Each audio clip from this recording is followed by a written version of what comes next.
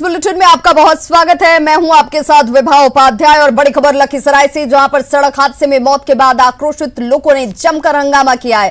हादसा पहाड़पुर गांव के पास NH80 पर हुआ। तस्वीरें देखिए एक्सक्लूसिव आपके टीवी स्क्रीन पर। इस वक्त वो हंगामे की इन तस्वीरों में आपको कानून व्यवस्था चरमराई हुई नजर आ रही होगी। घटना के बाद आक्रोशित परिजन निजी क्लिनिक पहुंचे और जमकर हंगामा किया गया। इस दौरान उन्होंने निजी क्लिनिक के मकान मालिक को जमकर पीटा है। काफी मशक्कत के बाद पुलिस ने इन्हें यहां से बचाया और ये बताया जा रहा है कि तेज रफ्तार बाइक को पिकअप वैन ने अपनी चपेट में लिया था और साथ ही साथ पैदल चल रहे एक युवक को भी टक्कर मारी। हादसे के बाद बाइक सवार हालांकि मौके से फरार हो गया और आक्रोशित लोगों ने जमकर बवाल काटा है।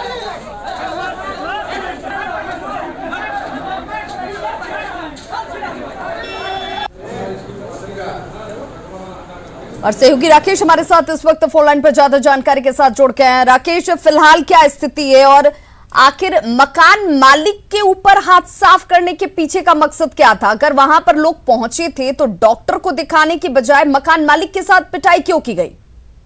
देखिए, मृतक जो इलाज के दौरान संजीव सिंह जो मृतक हैं, उनके परिजन और ग्रामीणों का साफ तौर पे आरोप था कि बाइक सवार जिन्होंने अनियंत्रित बाइक सवार जिन्होंने टक्कर मारी थी, वो भी खुद अस्पताल पहुंचे थे, जिन्हें निजी क्लिनिक के संचालकों द्वारा भगा दिया गया। इसी का आक्रोश था इन लोगों में। और जैसे ही मकान मालिक, ये लोग हंगामा कर रहे थे, जैसे ही मकान मालिक वहां पे पहुंचे, हंगामा का विरोध किया तो ग्रामीण और उनके परिजन मकान मालिक पे टूट पड़े। हालांकि वहीं पे नगर थाना पुलिस मौजूद थी और काफी मशक्कत के बाद उस भीड़ से मकान मालिक को हटाया गया। विवाह, बहुत बहुत शुक्रिया तमाम जानकारी के लिए। तो हमारे सहयोगी राकेश जानकारी दे रहे थे कि देखिए किस तरीके से यहाँ पर हो हंगामा देखने को मिला। हादसे के शिकार दो शख्स भी यहाँ पर इलाजरत ही थे और उसी दौरान मकान मालिक के पहुंचने के बाद लोगों ने मकान मालिक के ऊपर ही गुस्से को निकाल दिया।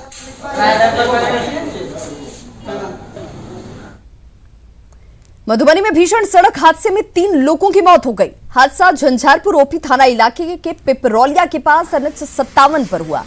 बताया जा रहा है कि तेज रफ्तार सुमो की टक्कर आगे चल रहे ट्रक से हुई। टक्कर इतनी भीषण थी कि सुमो में सवार 3 लोगों की मौके पर ही मौत हो गई, जबकि 2 लोग बुरी तरह से जख्मी हो गए। घायलों को DMCH रेफर किया गया है। मृतकों में 2 महिला और 1 पुरुष शामिल हैं। तीनों मृतक फुलपरास अनुमंडल के निकट भाग रहे एक साइकिल सवार को ग्रामीणों ने पकड़ लिया। पकड़ने के बाद स्थानीय लोगों ने साइकिल सवार को जमकर पीटा और उसके बाद डोभी थाना पुलिस के हवाले किया गया। फिलहाल पुलिस इस मामले की जांच में जुटी है। अगली खबर अररिया से, जहां एक युवक को स्थानीय लोगों ने खूंटे से बांधा और उसके बाद जमकर पिटाई की। घटना रानीगंज के परसाहाट बाजार की है। बताया जा रहा है कि युवक की पिटाई का ये वीडियो अब सोशल मीडिया पर वायरल है। युवक एक लड़की से प्यार करता था और हाल ही में वो लड़की को भगाकर ले आया था। लड़का जब पकड़ाया तो उसे लोगों ने जमकर पीटा। हैरानी की बात यह कि जिस दौरान इस युवक की पिटाई की जा रही थी, उस वक्त पुलिस वहां पर मौजूद थी। ऐसे में सवाल पुलिस पर भी उठ रहे हैं। आखिर पुलिस ने आरोपी लड़के को भीड़ से बचाने की कोशिश क्यों नहीं की? भीड़ को कानून में हाथ लेने से पुलिस वालों ने क्यों नहीं रोका? केस का आयु है, बिहार के 2 जिलों में अपराधियों की करतूत से दहशत है। पहली तस्वीर जो हम आपको दिखाने जा रहे हैं, ये तस्वीर सीवान की है, जहां बेखौफ अपराधियों ने देर रात घर लौट रहे 2 लोगों पर चाकू से बुरी तरह से हमला कर दिया। इस हमले में एक शख्स ने मौके पर ही दम तोड़ दिया। वहीं दूसरे शख्स की हालत गंभीर देख उसे PMCH बेहतर इलाज के लिए रेफर कर दिया गया। दूसरी तस्वीर बाढ़ से आई, जहां 2 पक्षों के बीच जमकर फायरिंग हुई और मौके पर एक शख्स की जान चली गई।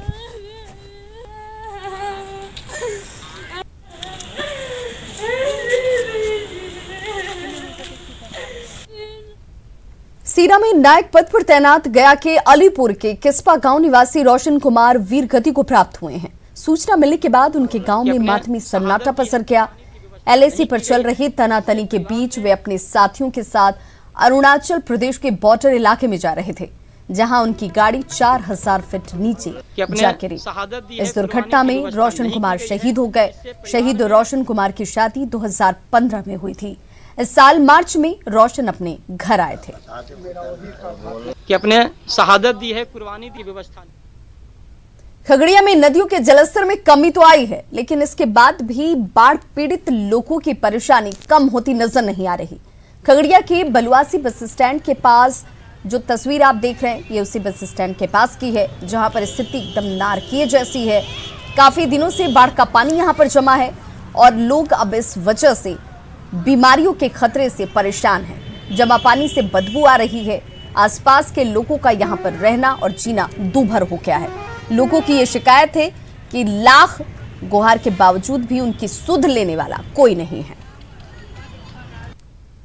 महक रहा है पानी, न रास्ता है न पैरा है, ये सब जल कुंभ में है, इधर गड्ढा है, शौचालय है, शौचालय का पानी सब यही में आता है भैंस का।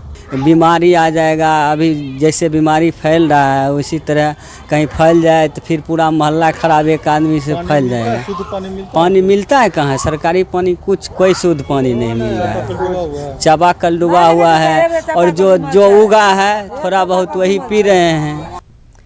गोपालगंज में बाढ़ से तबाही की तस्वीर आपको हम दिखाने जा रहे हैं। आप तस्वीर अगर देखेंगे तो आपको अंदाजा हो जाएगा। इन तस्वीरों में देखिए कि किस तरीके से मझरिया मिडिल स्कूल भवन का एक हिस्सा देखते ही देखते पानी में विलीन हो गया। पहले टॉयलेट की दीवार दरकती है और फिर टॉयलेट के टैंक के साथ ही ये टॉयलेट पानी में समा गया। स्कूल भवन पर भी खतरा मंडरा रहा है। मंझरिया गांव में गंडक कहर बरपा रहा है। यहाँ पिछले कई दिनों से कटाव यूं ही जारी है। तो मिडिल स्कूल का ये भवन मझरिया के गांव में, और कैसे पहले ये जो टॉयलेट है वो दरका और उसके बाद पानी में समा गया।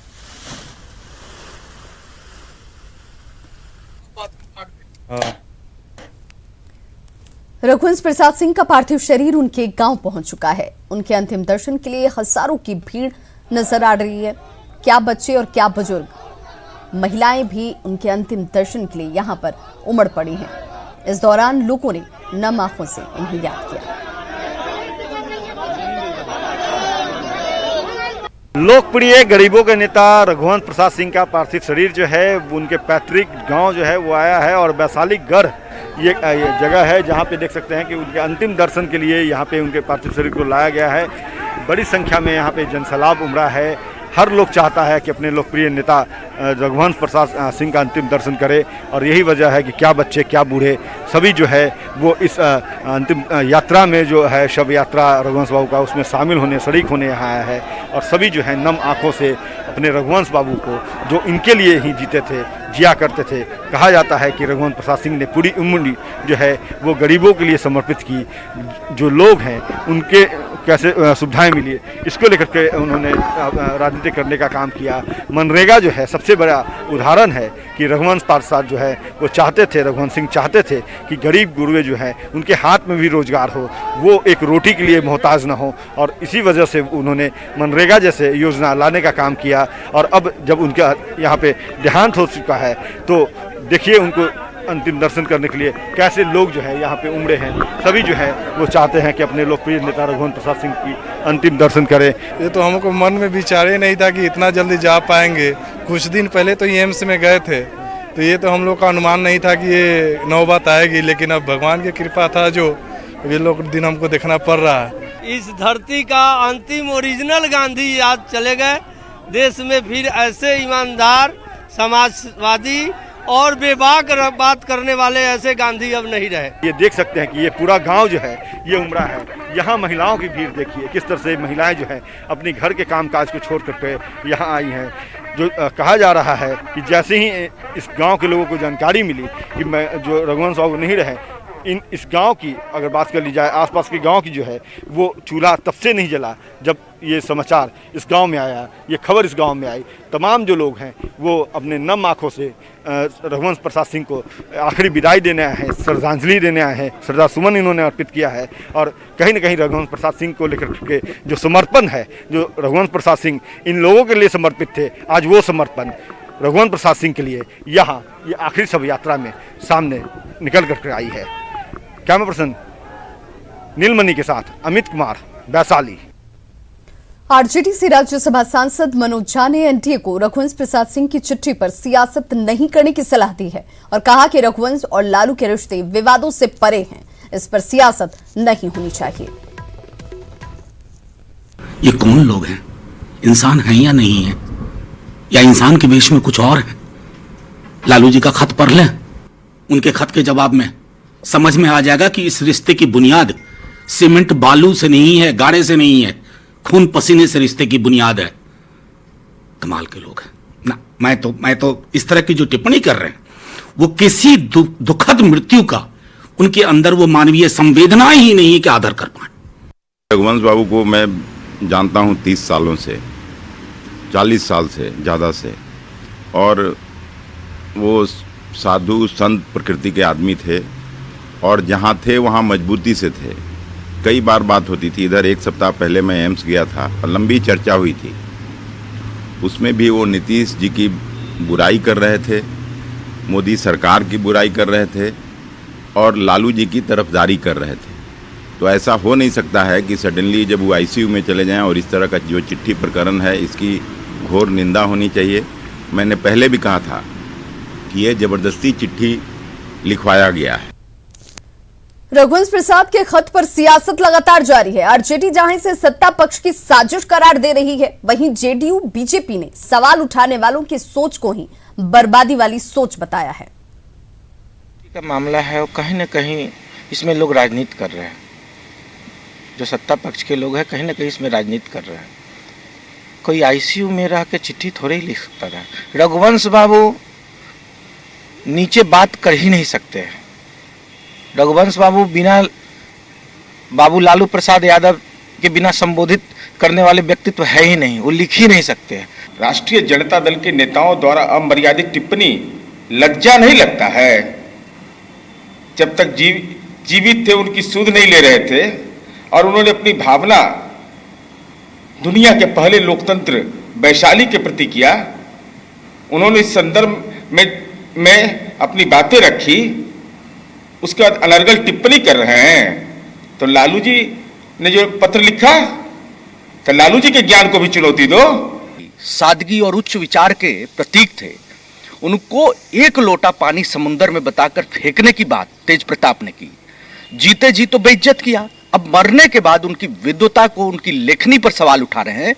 रघुवंश बाबू के आह से आरजेडी नेस्तनाबूद हो जाएगी, बर्बाद हो जाएगी। ये ऐसे घटिया लोग हैं जो विद्वान व्यक्तियों का सम्मान कभी नहीं कर सकते। ये जाहिलों की जमात है, अनपढ़ों की जमात है आरजेडी। बीजेपी सांसद गोपाल नारायण सिंह ने रघुवंश प्रसाद की लिखी चिट्ठी पर आरजेडी के सवाल उठाने को दुर्भाग्यपूर्ण करार दिया और कहा कि आईसीयू से भी चिट्ठी लिखी जा सकती है। गोपाल नारायण ने यह भी कहा कि रघुवंश प्रसाद सिंह पर किसी भी तरह का कमेंट करने से बचना चाहिए। तेजस्वी और तेज प्रताप तो रघुवंश बाबू के नक के बराबर भी नहीं है। ये बात कहना कि आईसीयू में नहीं लिख सकते हैं, ये गलत चीज़ है। आईसीयू में होता है गैस लगा के दिया जाता है तो श्वास प्रक्रिया चलाने के लिए, हाथ कलम चलते रहता है, बात विचार होते रहता है। इसलिए ये एलिगेशन लगाना कि दूसरा कोई दिया है, ये सरासर गलत है और अपने को गलतफहमी में आरजेडी रख रहा है। इसलिए आरजेडी के नए लड़के राजनीति में जो आए हैं उनको फिर से अपने को आकलन करना चाहिए कि रघुवंश जैसे व्यक्ति को अपने से अलग गए हैं, उस तरह के लोगों को और अपने साथ समेट के अपने पार्टी की रक्षा करें, नहीं तो पार्टी ज़्यादा दिन तक टिकने वाली नहीं है। और सूत्रों के हवाले से इस वक्त बड़ी खबर आ रही है। चिराग ने प्रधानमंत्री नरेंद्र मोदी को चिट्ठी लिखी है। जी हां, ये सूत्रों के हवाले से इस वक्त बड़ी खबर। बिहार के ताजा राजनीतिक हालात पर चिराग की तरफ से चिट्ठी लिखी गई है। प्रधानमंत्री नरेंद्र मोदी को चिराग पासवान ने चिट्ठी लिखी है बिहार के ताजा राजनीतिक हालात पर। एलजेपी संसदीय बोर्ड की बैठक में सदस्यों की बातों के बारे में जानकारी इस चिट्ठी में लिखी गई है। संसदीय बोर्ड में कई सदस्यों ने नीतीश को लेकर जो अपनी राय रखी थी, उसी राय से प्रधानमंत्री नरेंद्र मोदी को अवगत कराया गया है चिराग पासवान की तरफ से। और सहयोगी अमितेश हमारे साथ इस वक्त ज्यादा जानकारी के साथ दिल्ली से फोन लाइन पर जुड़ चुके हैं। अमितेश, क्या माने कि अभी भी इस चिट्ठी के बाबत नाखुशी, नाराजगी कहीं शेष है? देखिए, माना जा रहा है कि संसद का सत्र जब आज से शुरू हुआ है तो इसी बीच में एनडीए के घटक दलों की बैठक हो सकती है दिल्ली में भी, जिसमें जेडीयू, बीजेपी और एलजेपी के भी नेता रहेंगे। तो उसके पहले प्रधानमंत्री को चिराग पासवान की तरफ से चिट्ठी लिखी गई है, जिसमें उन तमाम इश्यूज का जिक्र किया गया है जो कि एक हफ्ते पहले 7 सितंबर को दिल्ली में बिहार संसदीय बोर्ड की जो बैठक हुई थी एलजेपी की, उसमें उठाया गया था। उस बैठक के दौरान जितने भी संसदीय बोर्ड के मेंबर थे उनकी तरफ से उठाया गया था, ये बात कही गई थी कि नीतीश कुमार के नेतृत्व में चुनाव में जाना ठीक नहीं है, उनको लेकर के जनता में उत्साह नहीं है और लोजपा उनके नेतृत्व में नहीं लड़ना चाहती। इस तरह की तमाम चीजें कही गई थी कि लोजपा जो है उनके नेतृत्व में अगर आगे जाती है तो एक तरह से नुकसान हो सकता है। इस तरह के कुछ लोगों ने कहा था, कुछ सदस्यों ने कहा था। इन तमाम इश्यूज का जिक्र आया था बिहार संसदीय बोर्ड की बैठक में एक हफ्ते पहले, लेकिन 2 दिन पहले जब जेपी नड्डा का दौरा था पटना में, उस वक्त चिराग पासवान ने कहा था कि बीजेपी का जिसके साथ भरोसा है उसके साथ हम खड़े हैं। तब माना गया था कि चिराग पासवान के तेवर थोड़े नरम पड़े हैं, लेकिन अब आज जो चिट्ठी उन्होंने लिखी है प्रधानमंत्री नरेंद्र मोदी की और बिहार संसदीय बोर्ड की भावना से अवगत उन्होंने कराया है कि नीतीश कुमार को लेकर के एलजेपी संसदीय बोर्ड की भावना क्या है, उसको लेकर के अवगत कराया है। तो एक बार फिर से ऐसा लग रहा है कि चिराग पासवान ने अपने तेवर खड़े कर लिए हैं। और सबसे बड़ी बात यही है कि जो सीट बंटवारे को लेकर के उम्मीद की जा रही है कि इस हफ्ते एक बैठक हो सकती है एनडीए के घटक दलों की बिहार की, जो कि दिल्ली में संभव है इस मानसून सत्र के दौरान। तो उसके पहले चिराग पासवान का कड़ा तेवर दिखाता है कि शायद एक बार जो उनको लेकर जो परसेप्शन बन रहा था कि उन्होंने अपने तेवर नरम किए हैं, तो एक बार फिर से अपने कड़े तेवर दिखाना चाहते हैं। और आज की चिट्ठी का मजमून भी एक तरह से वही है। चलिए, बहुत बहुत शुक्रिया मितेश इस तमाम जानकारी के लिए। तो चुनावी तैयारियों को लेकर बिहार में चुनाव आयोग एक्शन मोड में है। आज केंद्रीय चुनाव आयोग की 2 टीम बिहार पहुंची हुई है और 2 सदस्यीय इस टीम की तरफ से इस वक्त बैठक का दौर भी शुरू हो चुका है, जहां से वो अलग अलग जिलों की तैयारियों पर बैठक कर रही हैं। एक टीम सुबह 9 बजे के करीब पहुंची, वहीं दूसरी टीम जो है दोपहर में पहुंची है। चुनाव आयोग की ये टीम दोपहर 2:30 बजे अधिकारियों के साथ बैठक करेगी और चुनावी तैयारियों का जायजा लेगी। बता दें कि बिहार में इस साल 29 नवंबर के पहले विधानसभा चुनाव को संपन्न करा लेना है। कोरोना के बीच बिहार में देश का पहला ये चुनाव होगा। यही वजह है कि चुनाव आयोग की टीम भी अपनी पूरी तैयारियों को कर लेना चाहती है।